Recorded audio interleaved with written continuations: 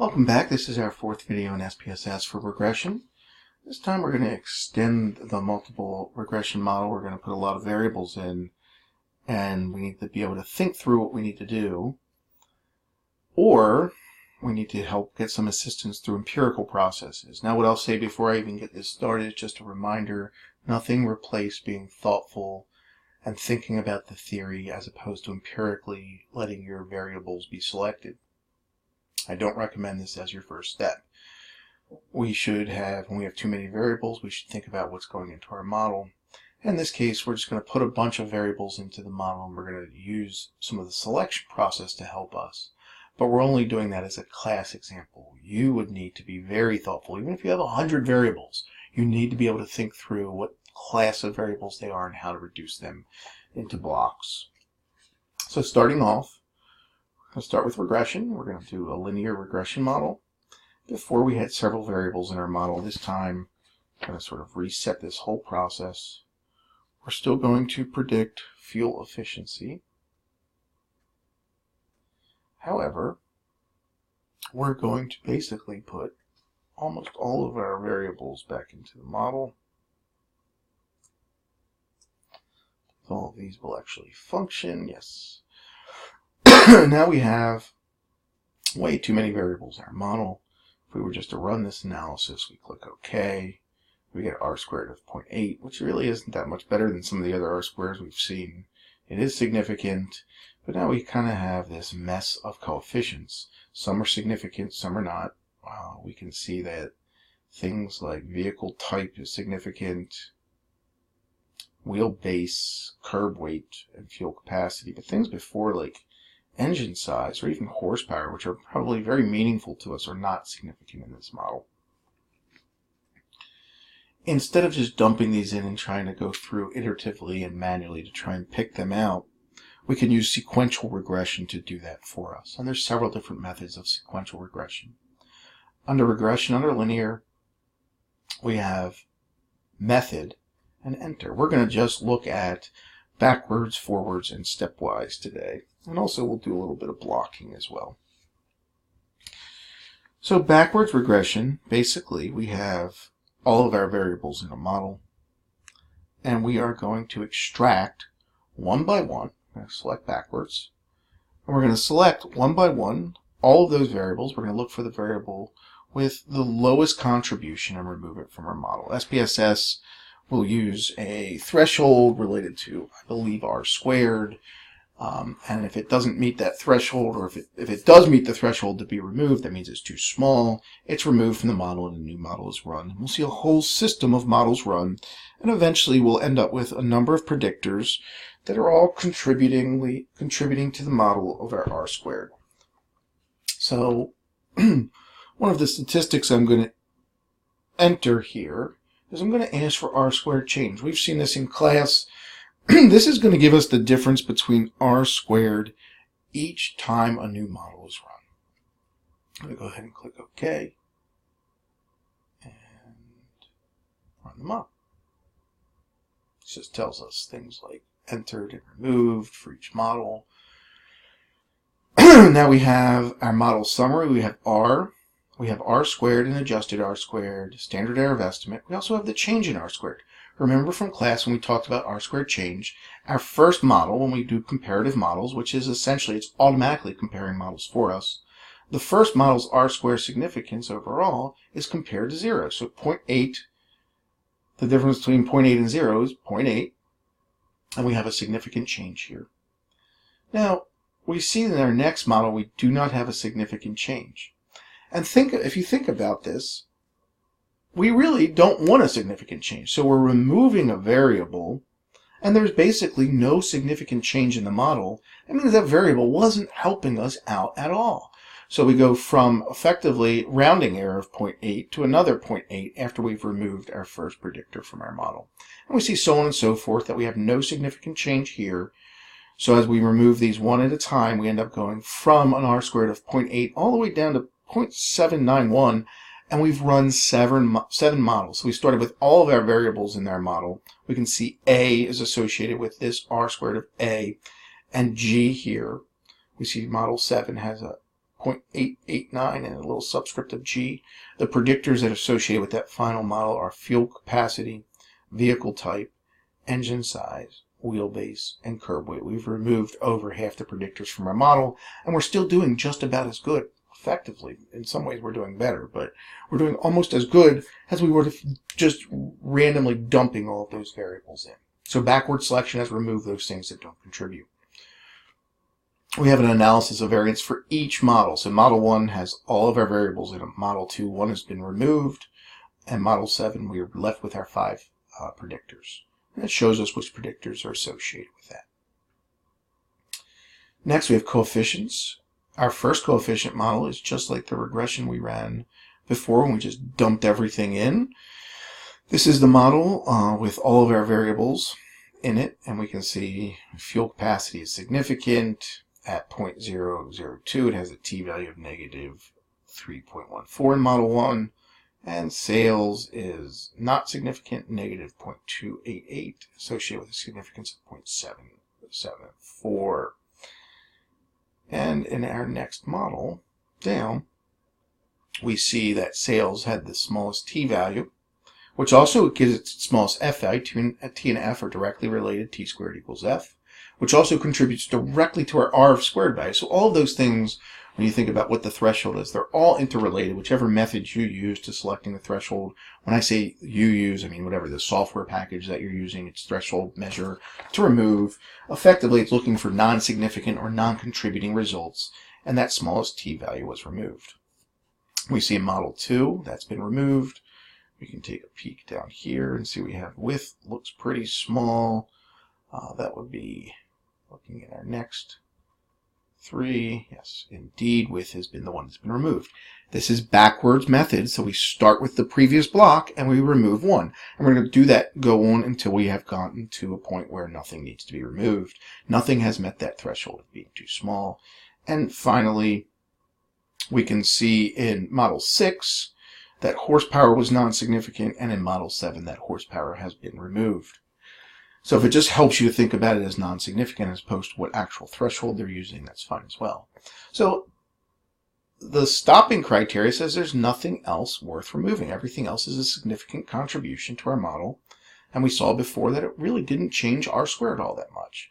And then we can see excluded variables. It tells us the first model. Model 2 we excluded sales in thousands. Model 3 sales in thousands by width. And then in our final model, 1, 2, 3, 4, 5, 6 of the 11 variables have been removed. So backwards methods, that is one way we could make a determination to reduce down the number of variables that we have. We can kind of go the opposite way. We can take linear model, and instead of doing backwards, we can do forwards regression. This is going to do the very opposite. It is going to take and enter in our variables one at a time. It's going to start with nothing, enter the most contributing variable into the model, and run an analysis on that. Then it's going to take the next step, it's going to see if there's another variable that contributes significantly, and run a model on it. So we'll go ahead and click OK there. We can see we have less models overall. We have 5 models. And this is just a quick anecdote that when you look at your data, if you have a lot of variables, you're going to be removing a lot of more variables than you're going to retain. You might want to do forward regression as opposed to backwards if you're going to pick between those two. We'll see in our next step. We'll actually probably pick stepwise either way. But this way, if I were to pick between the two, I'll probably end up only having to compare less models. In this case, we see that our first model started with 1 predictor, which was curb weight, and it had an r squared value of 0.67. That was the most contributing predictor that there could be. It was entered into the model. Then we take the next step, we add in the next most contributing to curb weight. And then we take the next most contributing to curb weight and fuel efficiency, which is engine size, and so on and so forth. We end up with an r squared value of 0.791, which was the same we ended with. We ended up in this scenario picking the same models. It does not have to be the case. There are frequently times where we pick a different subset of predictors. So be cautious with that. In this case, we ended up picking the same subset, and each time we can see that each new variable that was entered contributed significantly to the model. Not just because it says r squared, but over here where it says the significant change, we see that that r-squared changed from 0.671 to 0.717, that 0.046 value was significant. And then eventually we get to the point where it's no longer a significant change, so we stop, SPSS stops adding values. Again, I don't need to go over this. ANOVA is related to those r-squared models and values. Our coefficients, just like we did with just like we did with backwards regression, we can see we have a coefficient for each model. In model 1, it was only curb weight that was added. In model 2, it was curb weight and fuel efficiency. In the final model, we can see all 5 were added in, and all 5 are significant values and significant predictors in our model. We can see which variables were excluded each time, and they reduce. So that's forward regression. We start with effectively nothing. We add variables into our model until we stop adding variables that contribute. In our next method, we're going to go to method, and instead of picking forward, we're going to pick stepwise. Now, for me personally, I would probably, if I were going to, after I've done whatever I have done theoretically to reduce down the number of variables, if for some reason I had too many, I might pick stepwise, because stepwise basically does a combination of forward and backwards. Stepwise basically starts with everything. It starts by everything is external to the model. We enter variables into the model, and then in the next step we enter a new variable in that step. And those steps that afterward, we will see that variables can also be removed. So we can also do a little bit of backward. So it's forward and backward at the same time. So variables that are no longer contribute can be removed from our model. I'll go ahead and click OK. And we can see that in this case, we only really end up with a mirror of our forward regression. This is the stepwise regression. It's different than our last one. But we didn't end up removing any variables. We see predictors we're constantly adding. We didn't end up removing any. So that means when they were entered into the model, they were significant and they remain significant. However, if they had no longer, based on other variables that have been entered into their model, they would have had a chance to fall out of favor, been too small of a contributor, and been removed. So I won't go over all this in detail, as this contribution mirrors our forward regression model. One more I will do for this video is just simply show us the idea of blocking. Instead of just putting everything in as one block, we could put in our values as separate blocks. And I'm going to do some really simple blocks here. I'm going to reset us. I'm going to add fuel efficiency as our predictor. And then in block 1, I'm going to put in things that relate to money.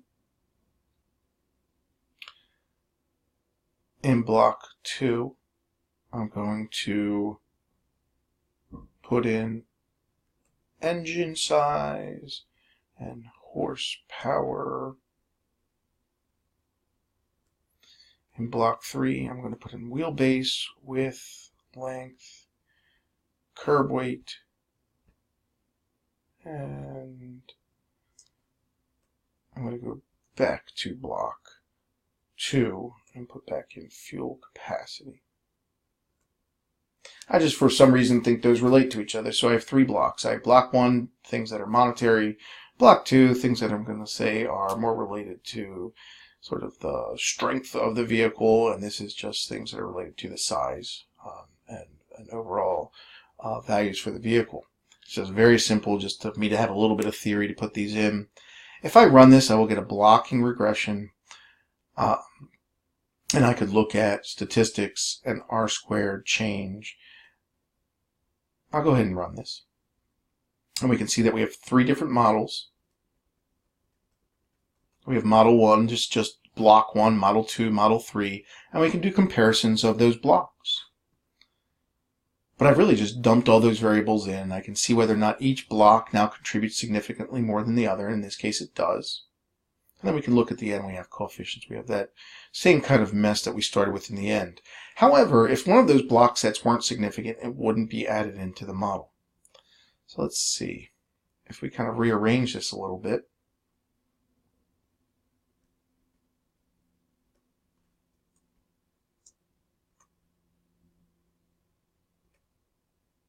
So it might be easier just to reset. And I will ask for R squared change and miles per gallon. And in the first block, I'm going to put in fuel capacity, engine size, and horsepower. In the second block, I will put in vehicle weight and other related variables. And in the final block, I will put in things related to monetary values. We can just see if it ends up being a different model prediction for R squared change to be different. R squared change, again, I've selected that already. And I click OK. And in this case, we can see Model 1 was significantly different than 0. Model 2 was significantly different when we added those predictors above and beyond what Model 1 was. But Model 3 is now not different. All of those values that I added in for sales in thousands and monetary values, those as a set were not significant above and beyond Model 2. So Model 3, we would probably not consider adding in any of those values if we were just looking at this from a process of blocking. And we can go down here, and in our final model, even though we have it, we might choose to do Model 2 instead. An alternative and a supplement using our linear model and using our methods, we could, in each one of those sections, we could choose to do one of these types of methods. So I'm going to just do stepwise in each one.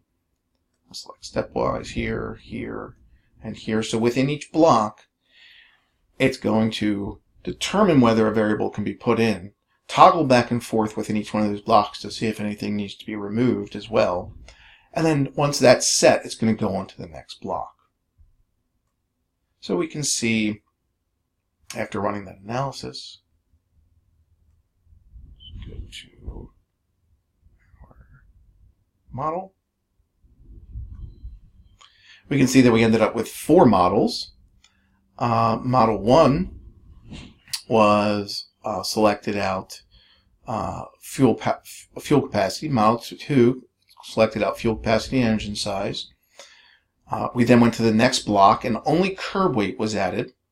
And we then, curb weight, and then wheelbase was added, but we never added in any of those values for our monetary values. Were not added into the model.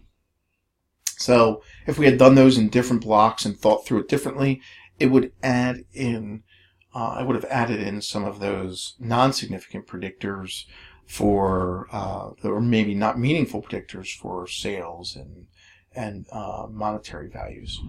So the method that I chose, this is kind of a combination. This is in some ways a compromise. I have some theory. My theory says things like fuel capacity, engine size, and horsepower are the most important block of predictors, and they're related to each other. The second most important block are things that are base size, weight, width, length. And finally, after all of those things have been included and potentially been removed using stepwise regression, are any of these sales, resale, and price still significant? In this case, they were not. And I won't rerun that model. So that's a combination of using stepwise and blocking together. So if I were going to rely on an empirical process, that might be the final process there. I may have whittled down the variables to variables that I thought were meaningful, put them into blocks that were meaningful, consider which blocks are most important, and then select one of those other processes to help me reduce them down. We're going to see in another video where we do some dummy coding and maybe effects coding, other types of coding we can do for categorical style variables. Be very cautious not to just throw a whole bunch of categorical style variables into these blocks, because by removing one that's related to the same underlying variable, you can impact the entire nature of the meaning of a categorical variable for in your regression model. So that'll be it for this module.